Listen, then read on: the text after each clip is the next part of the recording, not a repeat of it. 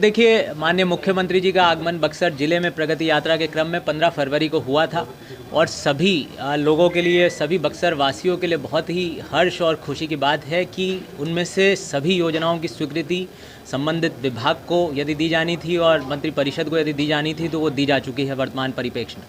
अब जिला प्रशासन का जो काम है वो विभागों से समन्वय स्थापित किया जा रहा है ताकि जल्दी से जल्दी सभी योजनाओं की निविदा हो और धरातल पे हम लोग कार्य प्रारंभ करा सकें। आप लोगों को ये भी बताना चाहूँगा कि जो योजनाएं हैं, विभिन्न प्रकार की योजनाएं की घोषणा माननीय मुख्यमंत्री जी के द्वारा की गई थी। इसमें कई जो है सड़कों के चौड़ीकरण की सौगात दी गई थी, कई नई सड़कों का निर्माण था, मलाई बराज जो योजना थी उसको पूर्ण कराने का काम था, हमारे कृषि बंधुओं के लिए योजना थी। इसके अतिरिक्त हमारे जो युवक युवतियाँ हैं उनके लिए भी सौगात दी गई है। ITI फील्ड में खेल का मैदान आज उसका निर्माण किया जाएगा। ऑडिटोरियम का, भव्य ऑडिटोरियम का निर्माण बक्सर नगर परिषद क्षेत्र में किया जाएगा। तो मुझे लगता है जितनी भी बक्सर वासियों की, मीडिया के बंधुओं की, जनप्रतिनिधियों की प्रमुख मांग रहती थी, सभी को केटर किया गया है। उसके अनुरूप ही माननीय मुख्यमंत्री जी की घोषणाएं हुई थी और मुझे लगता है कि बक्सर के इतिहास की यदि बात की जाए तो पहली बार होगा कि 8 से 10 दिनों के अंतर्गत इतनी बड़ी योजनाओं, कुल मिला के 1224 करोड़ रुपए की लागत की ये योजनाएं थी और इतनी बड़ी सौगात माननीय मुख्यमंत्री जी ने दी गई है। बहुत ही हर्ष और बहुत ही खुशी की बात सभी बक्सर वासियों के लिए है। हाँ नहीं, बिल्कुल, मैंने बताया हर वर्ग, हर क्षेत्र, हर तरह के लोगों के लिए कोई ना कोई सौगात सभी का ध्यान रखा गया है और उसके अनुरूप ही ये योजनाएं की कल्पना की गई थी और इनकी घोषणा की गई। तो जो पहली योजना है गोलंबर से ज्योति चौक के चौड़ीकरण और मजबूतीकरण कार्य के लिए है। कुल लगभग 2.5 किलोमीटर की ये सड़क है। वर्तमान में इस सड़क की चौड़ाई मात्र 7 मीटर है। उसी के लिए हम लोग देखते हैं कि प्रत्येक दिन जाम की समस्या होती है, विशेष रूप से जब भी मुंडन तनाव आदि का भी कार्यक्रम होता है जो कि प्रायः महीने में 1 से 2 बार हो ही जाता है, उस दिन जाम की समस्या और विकराल हो जाती है। तो कुल जो वर्तमान में 7 मीटर चौड़ाई इस सड़क की है, लगभग 2.5 किलोमीटर लंबी ये सड़क है, उसको 4 लेन यानी 2x7 मीटर यानी 14 मीटर चौड़ाई में इस सड़क को अब बनाया जाएगा। और इस साथ यदि आप लोग इसको जोड़ के देखेंगे तो कई ऐसी भी अन्य प्रगतिशील योजनाएं हैं। बक्सर बरुणा फ्लाईओवर ROB अब बनने की जो है पूर्णता की स्थिति में है, 2 से 3 महीने में वो पूर्ण हो जाना चाहिए। फिर चौसा बाईपास जो NH 319A के रूप में जिसका कार्य लगभग अब शुरू हो चुका है, तो जब वो भी बन जाएगा, ROB बन जाएगा, तो आप लोग देखेंगे कि जो जाम की समस्या है इससे लगभग पूरी तरीके से निजात मुझे लगता है कि बक्सर शहर को मिल जाएगा। तटबंध BKT जो हमारा तटबंध है उसका सुदृढ़ीकरण, कालीकरण और उस पर सुरक्षात्मक कार्य से संबंधित है। लगभग 51 किलोमीटर जो है लंबाई में ये तटबंध फैला है। अहिरौली से ये तटबंध शुरू होकर और बक्सर ज़िले की सीमा की यदि बात की जाए तो ब्रह्मपुर अंचल, ब्रह्मपुर प्रखंड में नैनीजोर पंचायत तक ये जाता है। इसकी जो प्रस्तावित चौड़ाई है लगभग 4.25 मीटर की वो रहेगी और लगभग 51 किलोमीटर 720 मीटर का ये जो है लंबाई की परिधि में इसको विकसित किया जाएगा। अभी आप सब लोग अवगत हैं कि यदि बक्सर अनुमंडल से डुमराव अनुमंडल में किसी भी व्यक्ति को जाना हो तो मोटा मोटी सहूलियत पूर्वक यदि जाना हो तो और छोटे रास्ते हैं, बट NH 922 ही एक प्रमुख रास्ता या प्रमुख मार्ग साबित होता है। और जो तटबंध यद्यपि उपलब्ध है परंतु इस पर सड़क का निर्माण पूर्णतः नहीं होने से, इसका सुदृढ़ीकरण पूरी तरीके से नहीं होने से अनेक प्रकार की समस्या आती है। विशेष रूप से यदि बात की जाए तो चक्की में यदि जवई दियर किसी को जाना हो, उमरपुर, केशोपुर और ब्रह्मपुर में भी नैनीजोर तक जाना हो तो सीधी ये संपर्कता प्रदान करेगा। और मुझे लगता है यहाँ से यदि हम लोग बक्सर नगर से शुरू करके ब्रह्मपुर के नैनीजोर तक जाना चाहें तो अभी जो समय लगभग 2 घंटे का किसी भी व्यक्ति को लगता है, तो मुझे लगता है ये 45 से 50 मिनट में जो है ये सफ़र पूरा हो जाना चाहिए इसके बनने के बाद। 181 करोड़ रुपए की प्रशासनिक स्वीकृति इस योजना के लिए राज्य सरकार ने दी है और निविदा प्रकाशन की तैयारी अब विभाग स्तर से इसमें की जा रही है। और निश्चित रूप से मुझे लगता है कि जो तटीय स्तर पर, तटीय क्षेत्रों में हम लोगों के नागरिक निवास करते हैं, गंगा नदी का एक तरीके से हम लोग बोलते भी थे कि बक्सर ज़िला गंगा नदी के तटीय क्षेत्र में अवस्थित है, तो निश्चित रूप से न सिर्फ जो है ये तटबंध का सुदृढ़ीकरण और इस पर सड़क निर्माण का कार्य मतलब एक सुगमता पथ प्रदान करेगा, बल्कि मुझे लगता है कि उस क्षेत्र के लिए, गंगा के दियारा क्षेत्रों के लिए एक ये मतलब नए विकास के रास्ते पर खोलेगा। हैं जो उद्वह सिंचाई योजना के अंतर्गत मलाई बराज योजना का निर्माण कार्य था, तो हम सब लोग जानते हैं कि जो सोन नहर प्रणाली है उसके अंतर्गत केसठ, तीन वितरणी एवं भोजपुर वितरणी का अंतिम छोर इन क्षेत्रों में पड़ता था, जो हमारे चौगाई, ब्रह्मपुर, डुमराव, केसठ और नवानगर प्रखंड क्षेत्रों के अंतर्गत हमारे कृषक बंधु होते थे। लगभग 5630 हेक्टेयर भूमि ऐसी थी जो सोन नहर प्रणाली के एक तरीके से टेल एंड पर पड़ती थी और जिसमें सिंचाई की पर्याप्त सुविधा विभिन्न कारणोंवश उपलब्ध नहीं हो पाती थी। दूसरी तरफ हम लोग ये भी जानते हैं कि जो मलाई बराज योजना थी, राज्य सरकार ने पहले भी इसको प्राथमिकता दी थी, परंतु किसी कारणवश उसमें भू अर्जन की समस्या इत्यादि के चलते इसका कार्य पूरा नहीं हो पाया था। तो अब लगभग 205 करोड़ रुपए की इस योजना के अंतर्गत भी जो है स्वीकृति दी गई है, विभाग ने किया है। अब बैराज के पास ही एक पंप हाउस का निर्माण करके पानी को लिफ्ट करके उसके माध्यम से सिंचाई की सुविधा दी जाएगी। अब इसमें जो भू अर्जन जो एक मुख्य समस्या इस योजना में आ रही थी, उसके लिए एक वैकल्पिक रास्ता विभाग स्तर से सोचा गया है और जो है इस तरीके से अब कार्रवाई होगी। इसमें पंप हाउस का निर्माण होगा और उसके माध्यम से सिंचाई की व्यवस्था कृषकों के लिए उपलब्ध कराई जाएगी।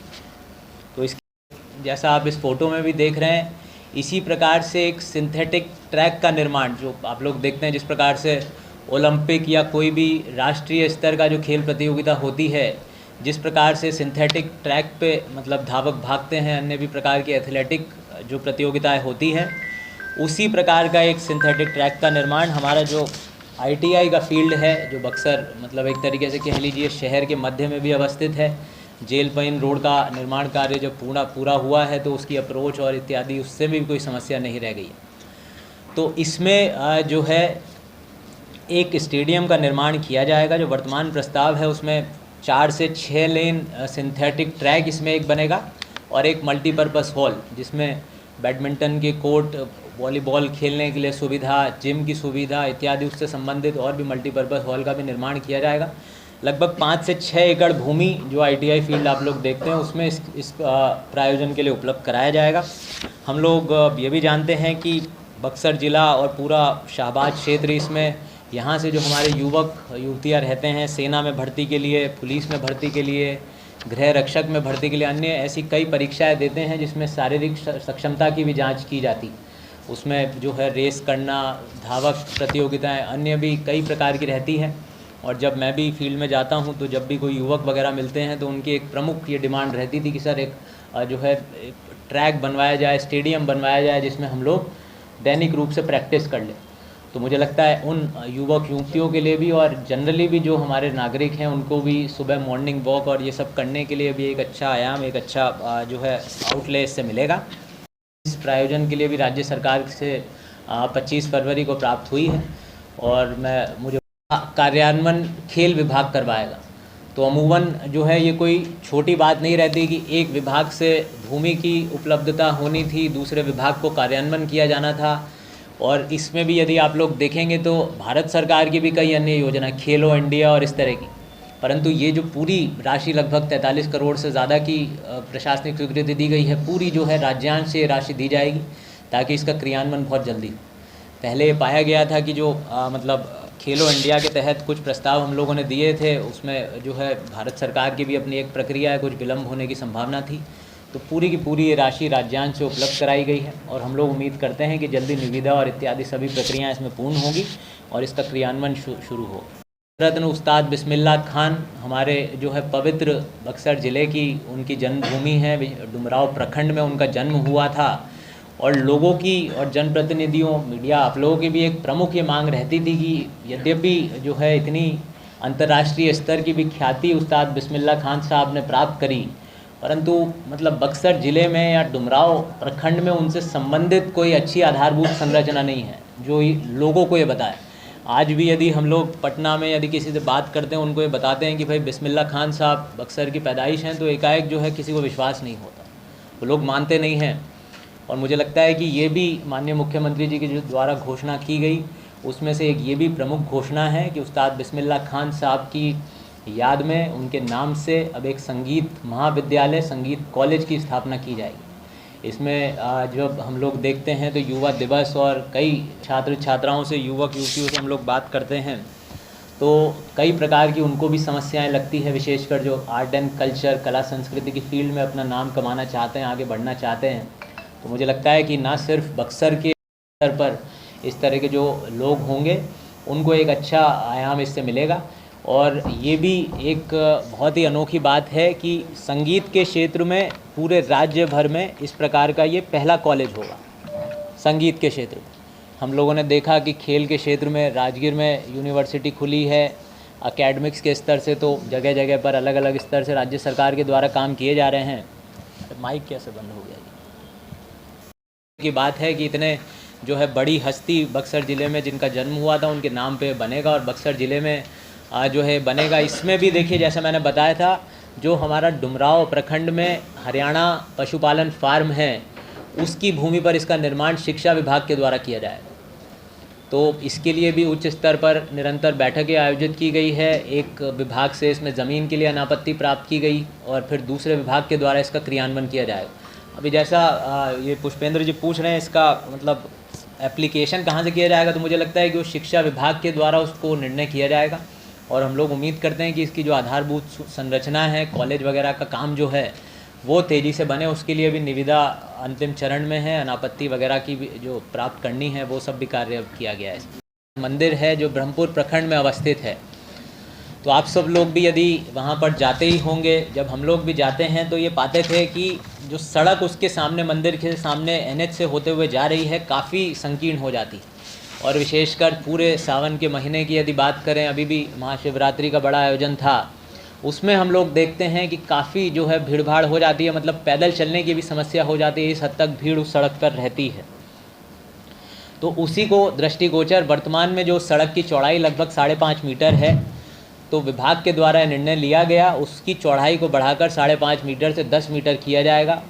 लगभग 2.5 किलोमीटर की सड़क होगी जो NH 922 से यदि यहाँ से हम लोग जाते हैं तो दाहिने तरफ ब्रह्मपुर मंदिर की तरफ जाकर ब्रह्मपुर प्रखंड जो हम लोगों का आता है वहाँ तक ये सड़क जाएगी। और जो वर्तमान सड़क है उसके सुदृढ़ीकरण का कार्य भी किया जाएगा और पूरी सड़क का जो है चौड़ीकरण 10 मीटर की चौड़ाई तक उसमें किया जाएगा। उम्मीद इसमें यही है कि जो ब्रह्मपुर बाज़ार में लोग जाते हैं, ब्रह्मपुर मंदिर में जो श्रद्धालु जाते हैं, उनको जो है किसी प्रकार का कोई समस्या का सामना ना करना पड़े। और आप लोग ये भी अवगत हैं कि जो ब्रह्मपुर मंदिर था इसके लिए भी पर्यटन विकास निगम के द्वारा अच्छा जीर्णोद्धार का कार्य किया गया है। पोखर बहुत ही सुंदर बन गया है और उसी के साथ साथ द्वितीय चरण का भी विकासात्मक कार्य वहाँ पर प्रगति में है। और मुझे लगता है कि सड़क का जब निर्माण हो जाएगा तो इससे जो श्रद्धालुओं को थोड़ी बहुत समस्या का सामना अभी ट्रैफिक इत्यादि के चलते करना पड़ता है, उसमें निश्चित रूप से बहुत कमी हो। अटल कला भवन का निर्माण कार्य यहाँ पर किया जाएगा। तो हम सब लोग इस बात को मानेंगे कि जो हमारा टाउन हॉल है जिसमें लगभग मुझे लगता है कि 300 से 350 क्षमता की, यदि मतलब थोड़ा सा कुर्सियाँ वगैरह अतिरिक्त हम लोग लगा दें तो 300 350 क्षमता, मतलब उसमें लोग किसी भी कार्यक्रम का यदि आयोजन किया जाए तो उसमें बैठ जाते हैं। परंतु ये एक बहुत ही आधुनिक पद्धति से बहुउद्देश्य अटल कला भवन का इसमें निर्माण यहाँ पर किया जाएगा।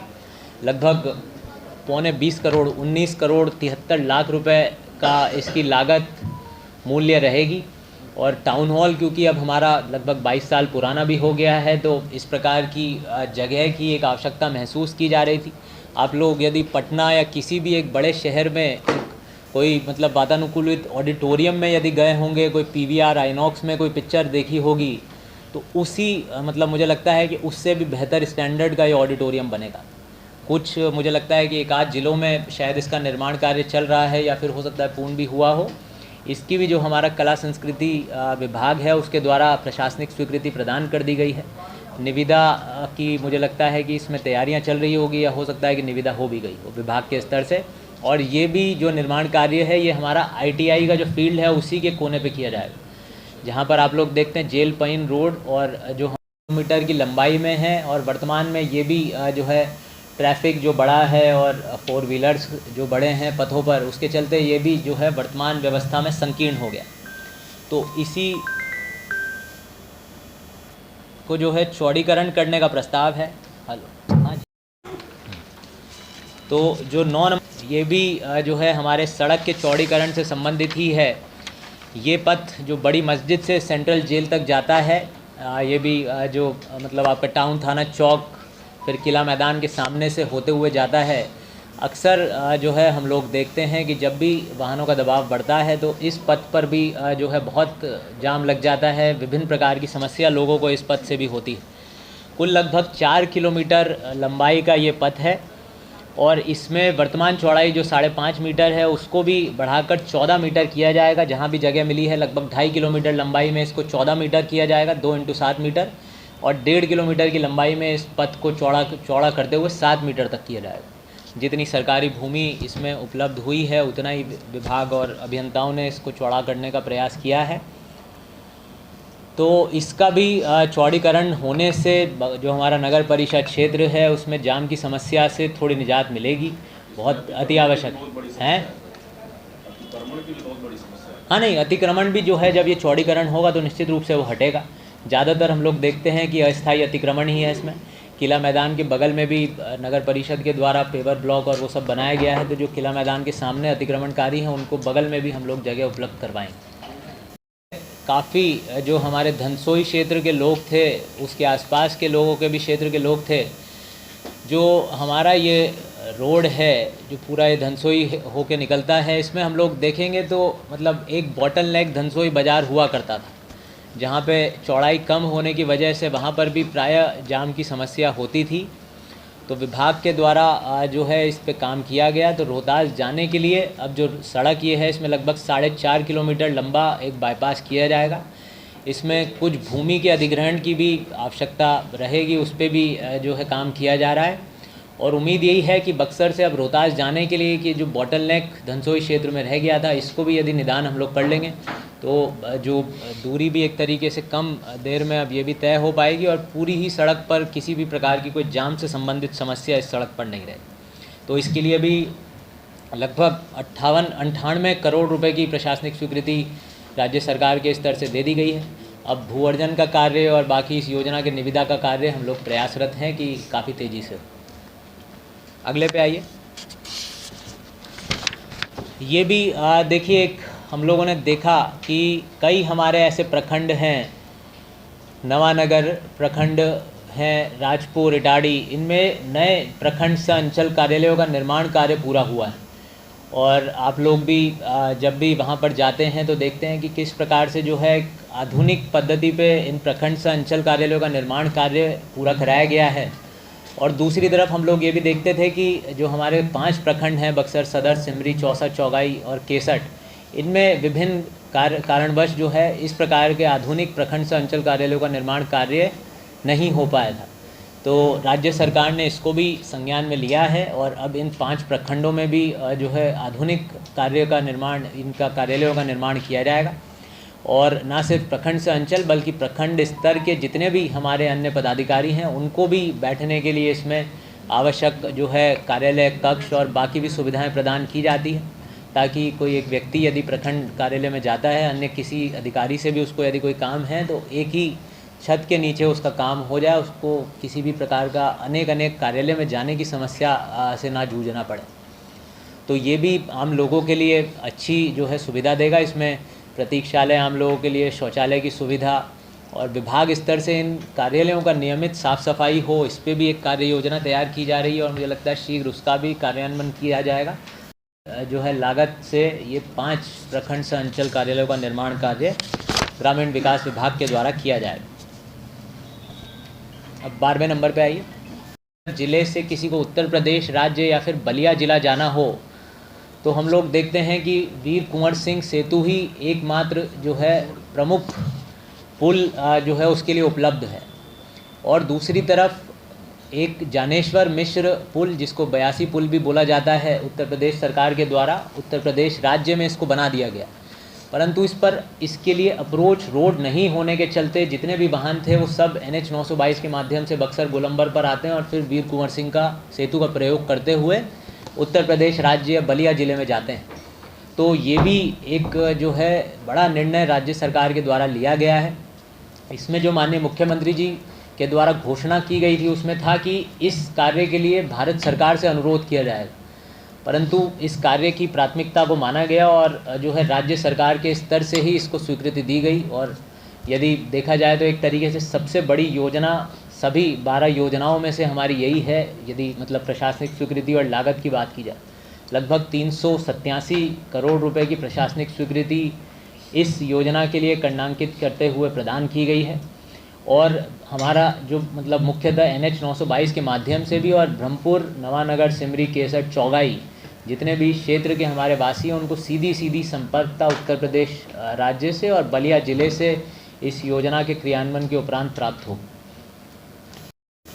224 करोड़, 1000 लगभग 225 करोड़ हो गया है। तो उतनी जो है प्रशासनिक स्वीकृति की राशि बक्सर ज़िले को सौगात के रूप में माननीय मुख्यमंत्री जी देके गए हैं। और मुझे लगता है कि अब इन योजनाओं को धरातल पे उतारना जिला प्रशासन की पहली प्राथमिकता रहेगी। और हम लोग ये भी उम्मीद करेंगे कि मीडिया के बंधुओं का भी, जो जनप्रतिनिधि हैं, उनका भी हम लोगों को सहयोग मिलेगा। और ये देखिए, अब मतलब मैंने